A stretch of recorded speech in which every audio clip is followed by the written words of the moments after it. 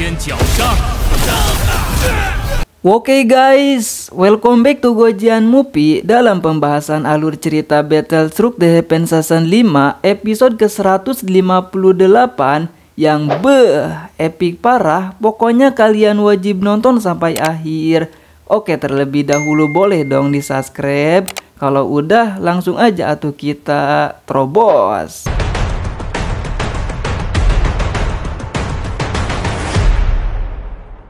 Xiaoyan yang dalam perjalanan menuju ke Kaisaran Jiama, tepatnya Alian Xian, berada dengan melintasi lubang cacing. Xiaoyan menghabiskan waktu dalam perjalanan dengan membaca surat yang dikirim Soding. Isi surat itu Soding menjelaskan Alian Xian dalam komando Tante Medusa telah berhasil membangun benteng raksasa yang sekarang dijuluki sebagai Benteng Kuning Misterius. Xiaoyan yang tidak tahu sejak kapan Alian Xian telah mendapatkan ancaman, apakah sejak Soding menulis surat ini. Namun isi surat dari kakak pertamanya itu meminta untuk tidak mengkhawatirkan Alian Xian dan meminta Xiaoyan menjaga dirinya sendiri yang berada di dataran tengah penuh bahaya. Xiaoyan setelah membaca surat itu membuat bergejolak untuk buru-buru sampai ke Kaisaran Jiama untuk memastikan keluarganya dan Tante Medusa dalam keadaan baik-baik saja. Xiaoyan pun memerintahkan seorang tetua tamu pavilion bintang jatuh untuk tidak menunda lebih banyak waktu dan segera mempercepat kapal luar angkasa mereka untuk bisa sampai tujuan benua barat sebelum malam tiba. Sementara Benteng Kuning Misterius Alian Xian, di mana saat ini siap siaga penuh akibat penyerangan yang dilakukan Sekte Singa Mendalam sebelumnya. Dan tidak disangka ketika Upuk tenggelam di bagian barat, sebuah celah sparsial raksasa telah merobek langit dengan memuntahkan puluhan kapal luar angkasa antek-antek Singa Mendalam. Tanpa banyak basa-basi, puluhan kapal yang baru tiba itu menembakkan meriam ke segala penjuru pertahanan Alian Xian. Seketika kekacauan tidak dapat dihindari sehingga membuat para petinggi harus turun tangan untuk melindungi masyarakat. Sejujurnya Jia Xingtian sedikit terkejut ketika melihat antek-antek Singa Mendalam sudah sampai di Benteng Kuning Misterius. Mengingat benteng ini adalah pertahanan terakhir mereka dan bala bantuan pun akan tiba sekitar 3 hari lagi. Walau begitu, karena musuh sudah datang sehingga tidak ada pilihan lain untuk Alian Xian kecuali melawan. Dan Soding yang ikut turun tangan memimpin pasukan terdepan pertahanan benteng. Namun sayangnya pasukan penembak pertahanan benteng itu tidak dapat mengatasi meriam Sekte Singa Mendalam. Dan kekacauan ini semakin bergejolak sehingga memancing kemunculan pemimpin tertinggi Alian Xian, yaitu ayo siapa? Ya, yang baru saja muncul tentunya seseorang yang selama ini ditunggu-tunggu penggemar BTTH. Siapa lagi kalau bukan Tante Mendesak? Dan yang lebih mengejutkan, kemunculan Tante Mendesak itu tidak sendirian, melainkan bersama bocil yang ternyata itu anak kesayangannya bersama Kang Pak Boy Xiaoyan. Tante Medusa yang melihat formasi perlindungan terdepan kota yang belum aktif dan Soding langsung menjelaskan bahwa Pama bersama para alkemis lain sedang berusaha untuk mengaktifkan formasi tersebut. Tante Medusa yang merasa tidak bisa diam saja sampai formasi pertahanan aktif, Tante Medusa memutuskan untuk ikut turun tangan sendiri dan meminta bala bantuan yang baru tiba untuk ikut menghalau serangan Sekte Singa. Ketika situasi yang sedikit mulai tenang, sehingga Pama tidak menyia-nyiakan kesempatan ini untuk lebih fokus mengaktifkan formasi pertahanan kota. Formasi perisai benteng berwarna emas dengan perlahan mulai menutupi bagian benteng pertahanan bagian depan, sehingga Sekte Singa yang melihat itu berusaha untuk menghentikan formasi pertahanan aktif dengan mengerahkan antek-antek singa untuk melakukan serangan lebih barbar. Beberapa meriam mengincar dengan menembakkan bagian tengah benteng yang belum sepenuhnya tertutup formasi. Namun serangan itu dapat dihalau dengan mudah oleh Tante Medusa dan Dokter Peri Kecil, sekaligus memastikan keselamatan Dede Xiao Xiao yang ada di belakangnya. Tante Medusa yang melihat putri kesayangannya itu merasa ketakutan dan Tante Medusa berusaha menenangkannya dengan meyakinkan gadis kecil itu akan baik-baik saja. Namun ketika Xiao Xiao yang mulai sedikit lebih tenang, tiba-tiba terdengar suara tawa membagongkan dari atas kapal angkasa. Ketika pemimpin sekte singa bernama Xing Tian muncul dengan meminta Medusa untuk tunduk kepadanya kalau ingin ras ular selamat. Tante Medusa yang mendengar tawaran itu jelas ditolaknya mentah-mentah dan menyalakan genderam perang dengan sekte singa. Pama dan para alkemis berusaha untuk mempercepat pembentukan formasi pertahanan, namun sayangnya ketika formasi pertahanan hampir selesai, pasukan sekte singa dengan barbar memperkuat serangan mereka sehingga sekali lagi menghambat pembentukan formasi. Nah, ketika para alkemis yang berusaha sekuat tenaga mengaktifkan formasi dengan penuh hambatan sehingga mulai merasa bengek karena formasinya gak jadi-jadi. Namun mereka semua dikejutkan dengan serpihan salju yang turun, menandakan sang kaisar es Haibodong telah tiba untuk ikut serta di medan perang. Tanpa banyak babi bu, sang kaisar es melakukan serangan dengan naga esnya dengan membagongkan hanya dengan beberapa kedipan mata puluhan kapal luar angkasa musuh sudah porak-poranda.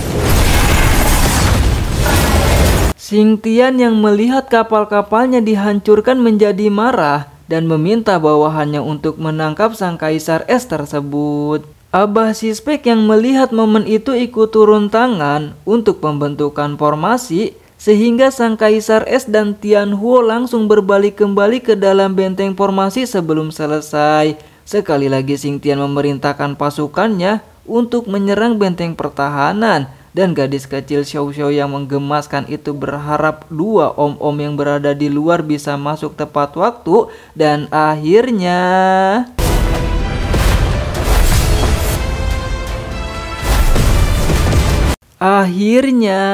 perjuangan aliansian berhasil melindungi dari setiap serangan dan akhirnya formasi pertahanan kota aktif pada waktunya. Puluhan meriam sempat ditembakkan tepat ke bagian formasi pertahanan, namun tidak sedikit pun pertahanan tergoyahkan. Akhirnya serangan itu dihentikan oleh Xing Tian dan perintah itu didengar oleh backingan yang membantu sekte singa, membuat Muyu Tianjun ke-9 Aula Jiwa menjadi marah, sehingga Xing Tian buru-buru menjelaskan serangan yang sebelumnya telah dilakukan tidak sedikit pun memberikan kerugian karena formasi pertahanan benteng kuning sangatlah kuat. Meskipun begitu, Muyu dengan raut wajah mencibir meminta Xing Tian untuk memastikan keluarga Xiao itu tidak akan kabur, dan apabila yang tidak diinginkan itu terjadi, maka balasannya keluarga sekte singa juga akan dikaburkan keberadaannya. Xing Tian tahu jelas dari apa yang disampaikan Tianjun ke-9 bukanlah hanya sekedar ancaman, dan karena itulah tidak ada pilihan lain kecuali terus melakukan serangan dengan sejuta kekuatan pamungkasnya meriam singa.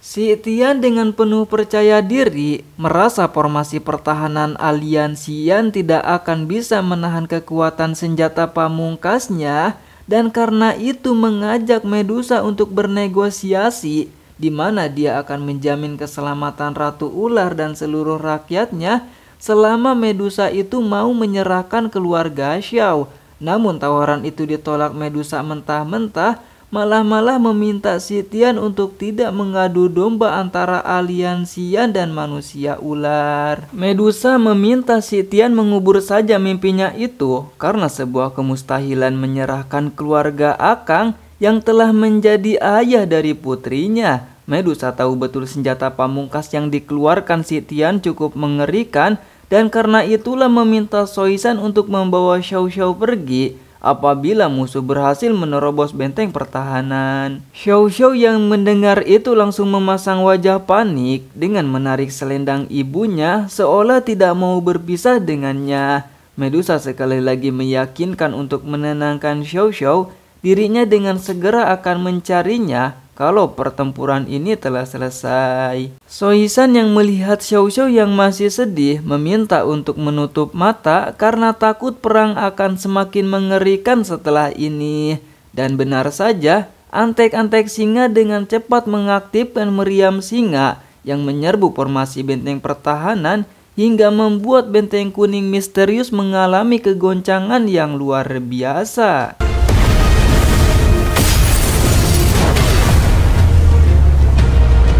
Aliansian dibuat terkejut dengan hanya sekali serangan. Meriam singa telah membuat keretakan pada benteng pertahanan dan mereka menjadi khawatir formasi pertahanan tidak akan memberikan perlindungan dengan waktu lama. Meskipun demikian, Medusa berusaha membangkitkan semangat persatuan yang selama ini dijaga Aliansian untuk tidak membeda-bedakan ras mereka dan bersatu untuk menjaga rumah mereka. Si Tian yang merasa keinginannya tidak mendapat respon langsung memerintahkan serangan meriam singa sekali lagi sehingga benteng kuning misterius hancur berkeping-keping.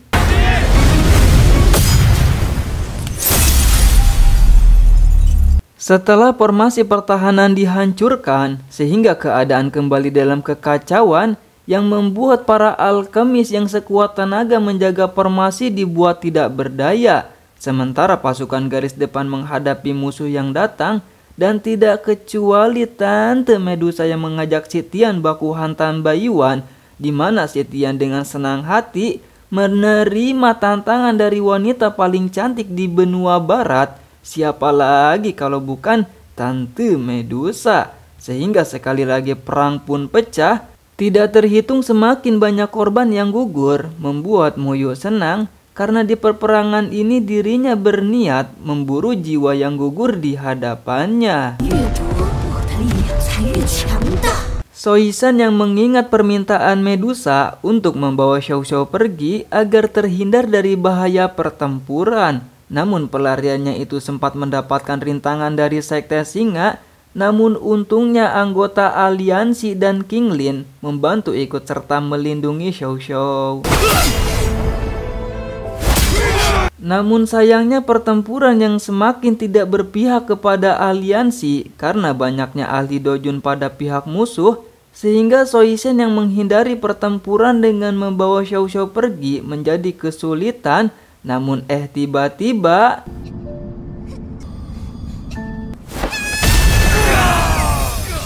tiba-tiba Xiao Xiao yang merasa dalam bahaya itu berteriak yang tanpa disadari mengeluarkan kekuatan yang luar biasa karena Xiao Xiao sedari lahir sudah ranah dojong.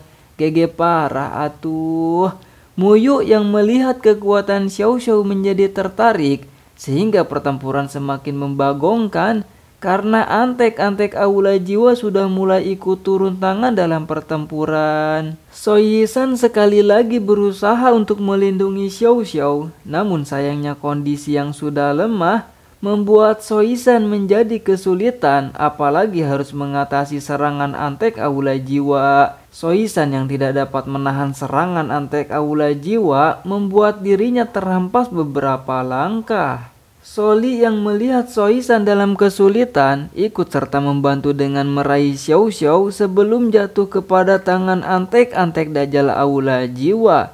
Namun sayangnya Soli dengan ranah kekuatan yang lebih rendah dari musuh yang hingga akhirnya Shou kecil jatuh ke tangan aula jiwa.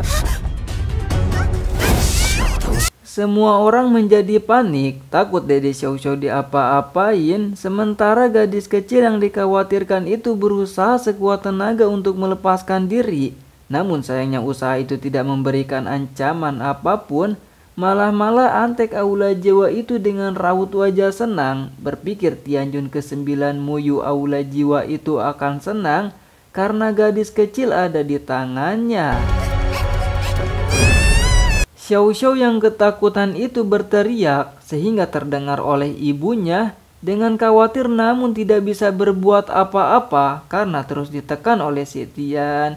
Dan Medusa semakin dibuat tidak berdaya ketika melihat dojun aula jiwa dengan mengangkat tangannya hendak melakukan sesuatu kepada gadis kecil Xiao Xiao. Tapi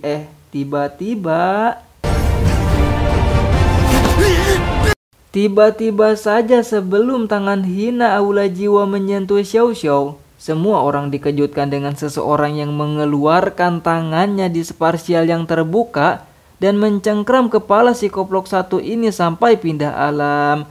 Ketika si koplok itu pindah alam, Xiao Xiao pun terjun bebas, yang sedikit lagi tubuhnya terhantam ke tanah, dan untungnya Xiaoyan buru-buru meraih tubuh gadis kecil itu dengan langkah 3000 petir. Xiaoyan ketika menggendong Xiao Xiao, dirinya merasakan sesuatu yang aneh pada tubuhnya. Muyu dengan menahan raut wajah emosi ketika melihat musuh besarnya tiba-tiba berada di hadapannya. Begitu juga si Tian dengan raut wajah serius karena pernah mendengar kepala aliansi yang tersohor tersebut. Namun Xiaoyan dengan penuh percaya diri tidak mempedulikan musuh di hadapannya ketika menjentrikan jari dengan mengejutkan semua orang ketika puluhan pilar parsial muncul di hadapannya. Dengan cepat pilar-pilar itu terbuka yang mengeluarkan puluhan orang dengan kekuatan aura yang luar biasa, di mana mereka merupakan sekuat Dojun yang dibawa Xiaoyan. Dengan raut wajah penuh emosi, Xiaoyan mengungkapkan perang akan segera dimulai, di mana meminta sekuatnya itu untuk membantai dan tanpa menyisakan orang yang telah mengganggu keluarganya. Episode kali ini benar-benar epic parah ya guys ya. Jangan lupa saksikan episode selanjutnya hanya di Gojian Movie. Jangan lupa subscribe ya guys. Bye bye.